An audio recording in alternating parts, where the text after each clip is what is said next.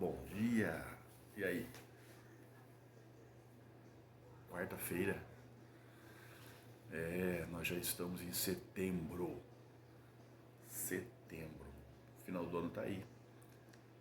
Do bimestre daqui a pouquinho, né?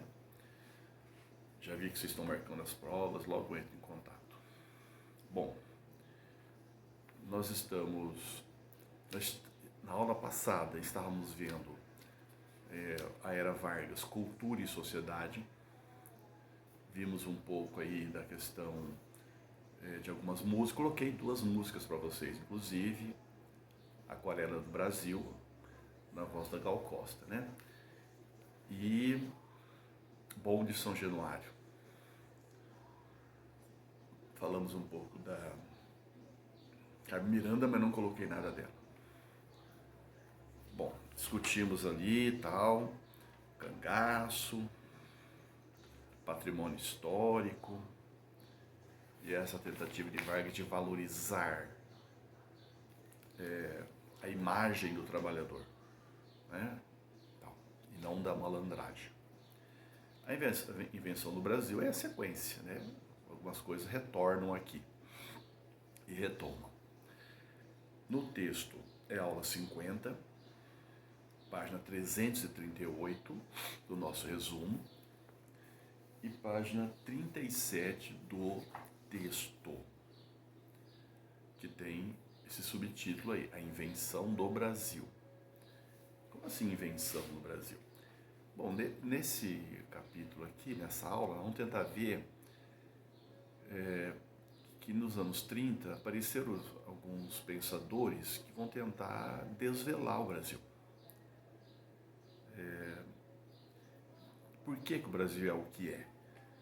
O que leva o brasileiro a ser desse jeito e não de outro jeito?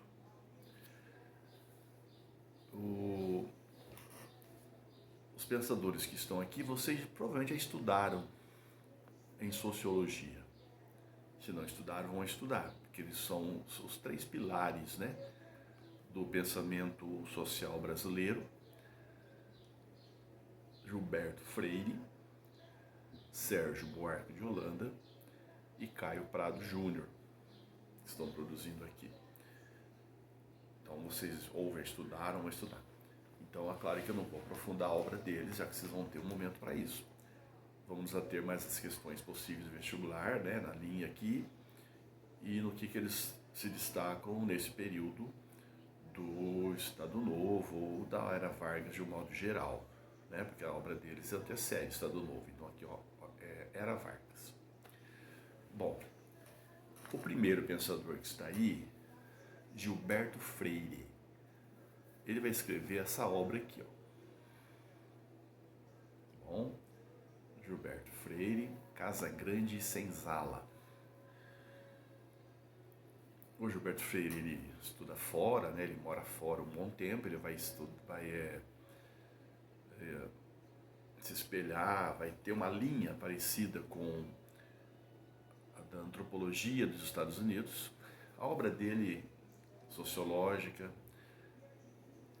para mim é muito mais antropológica, né? Ele analisa a partir do viés cultural, então ele segue muito o culturalismo norte-americano. Foi aluno do Franz Boas, antropólogo clássico aí. Também se envolveu na política, chegou a ser deputado federal, se não me engano, pela UDN, que vai ser, naquele período lá de abertura, vai ser um partido de direita, né? Amigo do Castelo Branco, amigo do Salazar, né? Bom, mas a obra do Gilberto Freire, Casa Grande e Senzala, ela foi um marco. Para entender por quê, temos que pensar assim: até os anos 30, a miscigenação ela era vista como algo negativo. Tá? A miscigenação, segundo parágrafo aí, tá bom? Essa mistura de raças era vista como prejudicial. Então nós temos aqueles pensamentos ou pensadores raciais do século XIX Então, para ele, nós tínhamos as raças. Hoje, academicamente, nem existe raças, né? É uma raça, raça humana, mas ainda falamos ainda hoje isso, né? Então, imagina no século XIX. E essas raças, todas elas, né, elas tinham aspectos positivos e aspectos negativos. Obviamente que a raça branca tinha aspectos mais positivos do que negativos. Mas pior do que uma ou outra é quando se misturavam. Então a mistura racial era vista como prejudicial. Era como se eu falasse assim que o fruto da miscigenação era o pior de cada uma das raças que se misturaram ali. Nessa perspectiva, inclusive, andou por aqui pelo Brasil, não sei se Conde ou Visconde de Gobineau, alguns falam Gobineau, aí depende do seu francês, né? E ele frequentou a corte do Dom Pedro II, escreveu sobre isso e tudo, e ele praticamente chamava os europeus para cá, falando assim, olha, vocês têm que vir para cá. Primeiro, vocês vão embranquecer o país, o que vai ser bom. E 2, vão mandar. Porque aqui ninguém consegue dirigir nada, ninguém consegue organizar nada. Aqui é perdição total. Então, na visão dele, então ele incentiva a imigração para cá. Na visão dele, o Brasil não teria futuro. Não teria futuro, de jeito nenhum. Por questão cultural, questão econômica, questão tudo. Inclusive genética.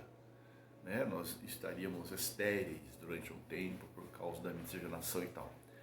É um pensamento, obviamente, ultrapassado, que foi negado pela própria história, né? Pela própria realidade, mas muito forte. Então o Brasil já estava aí condenado. Aí aparece alguns autores aí que o nosso Gilberto Freire fala assim, não é por aí. Pelo contrário, a miscigenação é positiva. Então ele vai ver a miscigenação de forma positiva. Inclusive ele vai falar na própria ONU, né, defendendo esse aspecto positivo da união de raças diferentes. Então, de positivo do pensamento do Gilberto, quem sou eu para dizer o que é positivo ou negativo do Gilberto Freire, mas de maneira mais didática eu acho que eu vou ter que fazer isso. Então, o que é considerado mais positivo na obra dele? Primeiro, a abordagem. Então, dizem que a abordagem dele tem cor, tem cheiro, tem sabor, né? Ou seja, ele trabalha com a cultura, ele trabalha com a alimentação, a herança cultural portuguesa, indígena, africana, a vestimenta, a sexualidade, né? Ele vai falar muito sobre a relação sexual, vai até dizer que em alguns momentos, de maneira meio determinista, né, que o próprio clima tropical que nós vivemos é um convite para o pecado, convite para essa relação mais solta, né? Já dizia um cantor, não existe pecado do lado de baixo do Equador, né? Então, mas essa abordagem dele que abrange esses aspectos é muito positiva. E ele vê também isso de forma positiva. Veja, no começo ele fala da violência, da escravidão, dos ciúmes da Sinhá com as negras, a ponto de quebrar os dentes dela com um martelo, ou de cortar o seio, mas tudo dentro daquela questão da paixão, né? Que nós herdamos aí dos portugueses e dessa mistura toda. Esse é um aspecto positivo da obra dele, é essa visão positiva, essa visão do cotidiano do engenho. Ele também vai escrever em 1933, é o Casa Grande Senzala. Em 1936, ele vai escrever Sobrados e Mocambos. É uma sequência aqui do livro dele, o lugar ocupado por negros e mulatos na sociedade. Tá bom? o Gilberto Freire, ele busca, né, a nossa origem, então está analisando a origem colonial nossa. Ele trabalha em cima do patriarcalismo, aquela sociedade onde o senhor, dono do engenho, o patriarca, domina toda a sociedade. Ele questiona, portanto, o aspecto negativo de sermos mestiços. Vai, de alguma forma, ver a influência que isso vai ter na sequência da nossa história, que não é só a colônia, mas as relações de clientelismo, de relação personalista, né, da pessoa com o lugar onde ela está, a afetividade, essas questões todas. O que tem de negativo? Bom, primeiro, essas posições dele mais conservadoras no mundo da política influenciaram alguma coisa aqui. O Gilberto Freire vai cunhar um termo, está aí no terceira bolinha do nosso esquema, gente. Não, segunda, tá? 1, 2, 3, na quinta linha aí, ele vai dizer assim: é como se existisse na visão dele um certo equilíbrio entre a casa grande e a senzala. É como se a miscigenação ela amenizasse os conflitos étnicos e raciais aqui. Veja que ele viveu nos Estados Unidos, ele via, né, nos Estados Unidos essa questão do racismo muito mais forte. Enquanto que ele via aqui no Brasil as crianças brincando na rua, brancos, negros, mulatos, etc. e tal. Então ele vai dizer que isso é muito forte aqui, porque é muito menor aqui o racismo, porque nós tínhamos essa miscigenação, essa mistura, coisa que nos Estados Unidos meio que ficou separado, brancos aqui e negros ali. Mas a partir dessa análise, vai cunhando o termo democracia racial. Imagina o que é isso no governo Vargas, né? Então, o povo brasileiro é democrático, racial. Todo mundo aqui é bem-vindo, aqui todo mundo se gosta, aqui não tem racismo, né? Ou será que ele era escondido? Ou será que você conseguia ver mesmo todos os personagens, ou todas as etnias no poder político, na sociedade? Será que ele não estava vendo essa diferença, essa discrepância? Então, a democracia racial, essa ideia de que a mistura racial aqui foi positiva, ela passa a ser muito questionada por outros autores.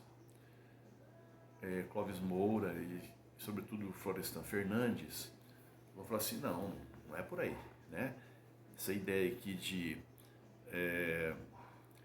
um ambiente livre de segregação racial no Brasil, só porque é diferente lá dos Estados Unidos, olha a realidade, olha um pouco lá para fora e vê aonde estão brancos, negros e índios na sociedade. Ou onde estão os mestiços, ou como são tratados. Então eles vão falar assim, olha, não houve democracia racial. O que houve foi a violência sexual. Violência sexual do senhor branco sobre a Índia, do senhor branco sobre a negra. Se já existia uma relação de posse, vamos dizer assim, bastante no mundo patriarcal e machista do homem sobre a mulher, livre, então imaginam como é que era isso com as escravas, que eram propriedade do senhor. Então aquelas manifestações de ciúmes da sinhá, que quebrava o dente da escrava porque ela era muito bonita, ou cortava lá o seio dela porque ela é muito sensual, ele vai achar que isso é o quê? Então, essa violência, esse estupro, não pode ser mostrado como democracia racial. Na verdade, gente, os autores vão discutir que o Gilberto Freire não defendia a democracia racial dessa forma, esse termo nem seria dele e tal. E outros vão dizer que é óbvio que é. Então tem quem defenda, quem não. Ele voltou muito a ser lido, né, quando a história começou a trabalhar cada vez mais com o aspecto do cotidiano, da cultura, então ele é um marco, tá? Mas é uma obra polêmica. Então você tem que analisar bem essa questão da democracia racial que aparece aí no texto dele. Eu teria mil outras coisas aqui, mas não vai dar, né? Então ele enfatiza esse cunho patriarcal da sociedade brasileira e dá um destaque especial para a cultura e para a sexualidade. E vê a miscigenação como algo positivo, mas tão positivo que aí chega ao oposto aí à democracia racial, o que é um problema. O segundo autor que nós temos é o Sérgio Buarque de Holanda. O Sérgio Buarque de Holanda, isso, ele é o pai do Chico Buarque de Holanda, na minha opinião, provavelmente um cantor, o melhor compositor, né, que o Brasil tem de música popular brasileira. Mas o Sérgio Buarque de Holanda, ele vai escrever esse livro aqui, Raízes do Brasil, tá? E depois esse outro aqui, ó, Sérgio Buarque, A Visão do Paraíso. O Raízes do Brasil, do Sérgio Buarque de Holanda, vai também assim analisar.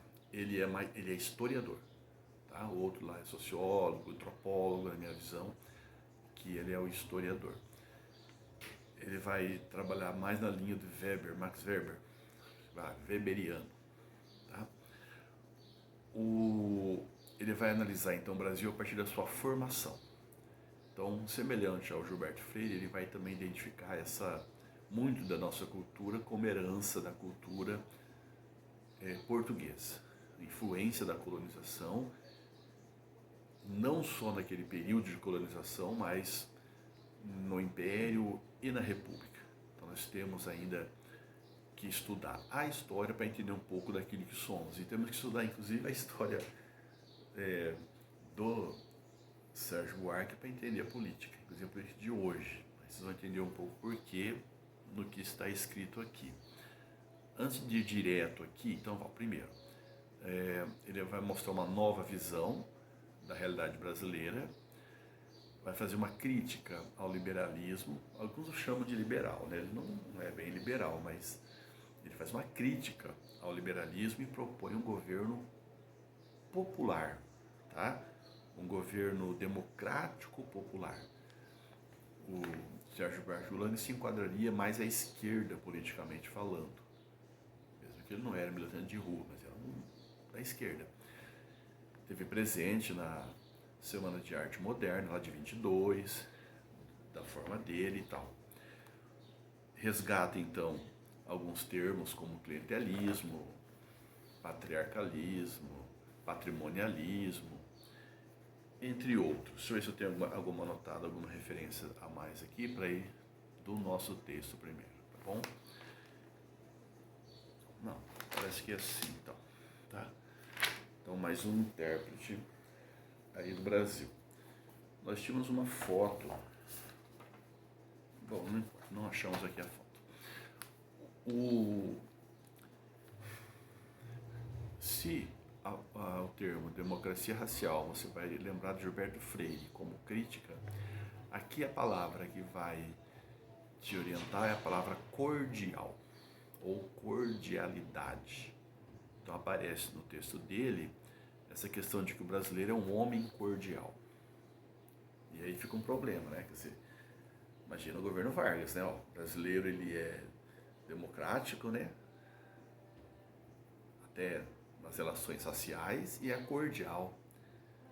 Então veja como é que isso foi usado. Só que a cordialidade do Gilberto Freire, do Sérgio Buarque, é muito diferente do Gilberto Freire, tá? O Gilberto Freire vê isso até como um equilíbrio, uma coisa boa e tal. A palavra cordial vem de coração. Então ele quer dizer assim, que o brasileiro age muito mais pelo coração do que pela razão. Ele age muito mais pela afetividade, pelo emocional, do que pelo científico. pelo racional. Mas isso é bom ou é ruim? Aí depende, né? Então ele fala, aquele que pode ser bom no campo do privado, tá na sua casa, com a sua família, essa afetividade, se torna promíscuo se você age assim, por exemplo, no campo profissional ou no campo público, porque as relações deveriam ser diferentes. E o brasileiro leva isso junto, essa relação pessoal lá também, naquilo que é público. Ele entra com, então aparece uma outra palavrinha aí, junto com esse homem cordial, que é o, deixa eu ver se eu tinha anotado aqui para vocês, o patrimonialismo. Eu tenho aqui essa autora, né? Lilia Moritz, ela tem um livro sobre autoritarismo, então ela analisa as influências históricas, né? O Brasil ser o que é, e ela cita aqui o Sérgio Buarque de Holanda. Olha o que ela fala, que legal. Ela fala assim, ó, o patrimonialismo é resultado da relação viciada que se estabelece entre a sociedade e o Estado. Quando, sociedade e Estado, quando o bem público é apropriado privadamente,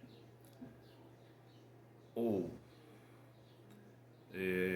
o entendimento equivocado de que o Estado é bem pessoal, patrimônio de quem tem o poder. E mais à frente, vai falar aqui do coração e tal. Bom, mas o que quer dizer isso então? Então imagina que você está lá, você é um funcionário público, de um presidente da república, de um prefeito ou de um chefe de repartição qualquer. Pô, tem 30 pessoas na fila para serem atendidas por causa de tal coisa. Mas você vê lá atrás um amigo seu. Aí você vai lá e dá um jeito de atendê-lo na frente dos outros. Não sei como. Tem jeito, tem. Por que você fez isso? Por causa do jeitinho brasileiro, porque a afetividade, eu gostando daquela pessoa. Então você não fez isso por mal, você fez por bem. Mas e as outras 29 pessoas que estavam na fila? Como é que ficam? E isso caminha naquela direção de que essa pessoa que você ajudou é tão amiga que de repente te dá, toma aqui, cara, esse vídeo de uísque aqui é pela nossa amizade.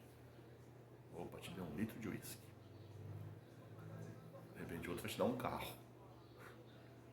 Percebe como é que vai chegar, aonde isso vai chegar? Talvez ao ponto, inclusive, de você só começar a atender quem te dá alguma coisa. E não cumprir aquele papel que é o seu de estar ali. Servir igualmente. Então essas relações pessoais, afetivas, cordiais, elas acabam impedindo, inclusive, o desenvolvimento pleno da democracia no país. Cara, só que isso não foi entendido exatamente assim na época, né? Todo mundo pegou esse outro momento, mas ele é cordial. Teve que suar um pouco aqui para explicar como é que a coisa era. Que essa cordialidade não é tão boa. O aspecto que ele está mostrando é o negativo dela. Parabéns, cordialidade, patrimonialismo e etc.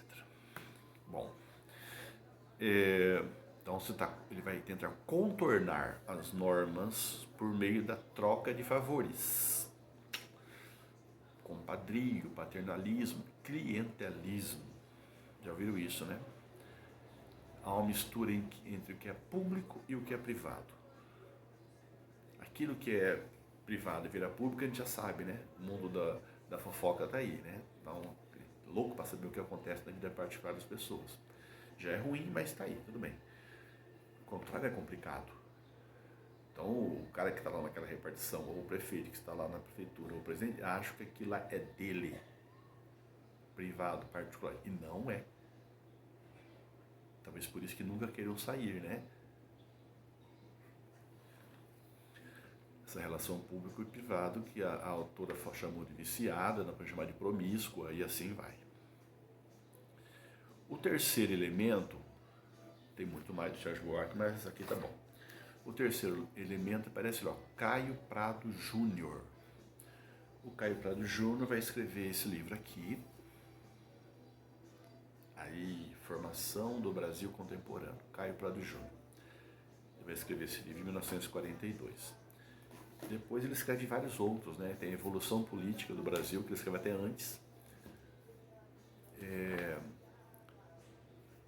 Esse livro aqui, História Econômica do Brasil, Caio Prado. Eu tenho esses livros porque eles, praticamente, para quem faz história e tal, é leitura obrigatória, né? O Caio Prado, ele também se coloca mais à esquerda, politicamente falando. Mesmo, né? Ele era de família rica e tudo, mas ele é militante, entrou no Partido Comunista, PCB, foi da Aliança Nacional Libertadora, aquela do Luiz Carlos Prestes participou, ele também era daquele grupo. Ele foi preso algumas vezes, né?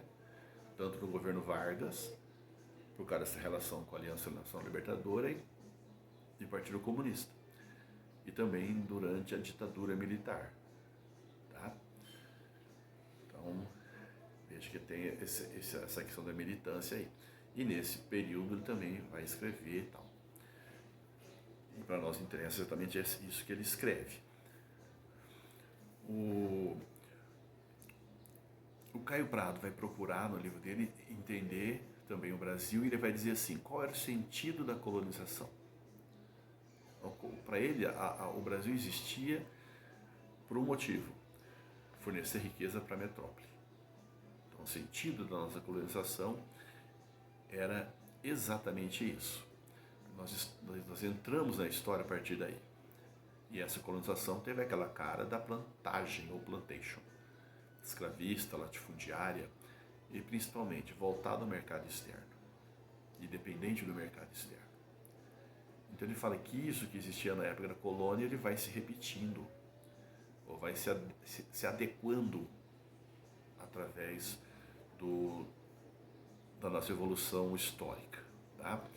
Nós vivíamos naquela época da colonização o que ele vai chamar de capitalismo mercantil ou comercial.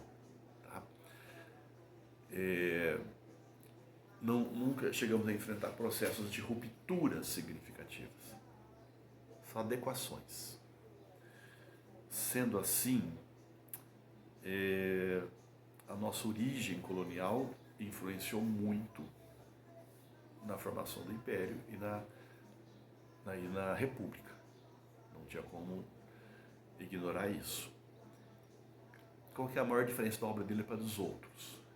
Ele então o Freire é culturalista lá, do Franz Boas, também Weber, o Sérgio Buarque de Holanda, sobretudo weberiano, e o Caio Prado Júnior é marxista. Tínhamos outros também marxistas que falaram do Brasil, mas ele é o que melhor adaptou o materialismo histórico à nossa história.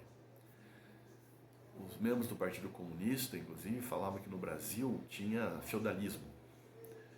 Uma orientação, praticamente, que vem do Partido Comunista Russo, né, de que tinha que ter os modos de produção que o Marx falou. Ele fala, calma, não é assim também. E ele explica por que não tem e faz uma análise perfeita. Né? Até hoje a leitura dele é